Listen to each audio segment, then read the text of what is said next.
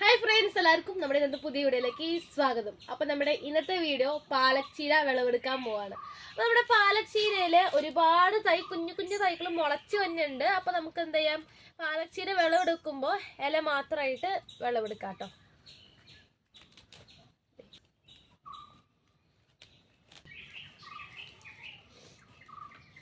തയ്യുന്നുണ്ട്.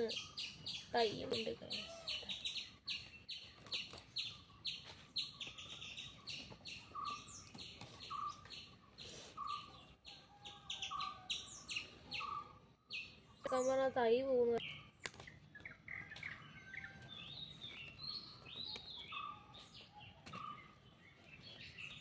അപ്പൊ നമ്മുടെ പാലച്ചീരയുടെ വിളവെടുപ്പ് കഴിഞ്ഞിട്ടുണ്ട്. ഇതിനകത്ത് ഒരുപാട് തൈകള് മുളച്ചു വന്നിട്ടുണ്ടല്ലോ. അപ്പൊ അതൊക്കെ വലുതായിട്ട് ഇനി അതിന്റെ വിളവെടുപ്പായിട്ടായിരിക്കും നമ്മൾ അടുത്ത പ്രാവശ്യം വരുന്നത്. അപ്പൊ ഇന്നത്തെ വീഡിയോ ഇത്രേ ഉള്ളൂ. Thank you friends.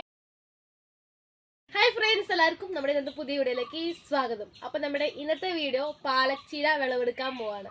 അപ്പൊ നമ്മുടെ പാലച്ചീരയില് ഒരുപാട് കുഞ്ഞു കുഞ്ഞു തൈകൾ മുളച്ചു വന്നിട്ടുണ്ട്. അപ്പൊ നമുക്ക് എന്ത് ചെയ്യാം, പാലച്ചീര വിളവെടുക്കുമ്പോ ഇല മാത്രമായിട്ട് വിളവെടുക്കാം കേട്ടോ.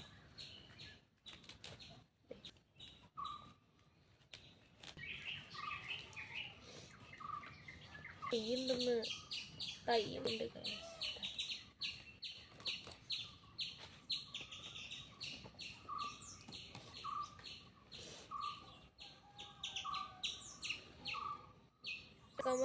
പോകുന്നു.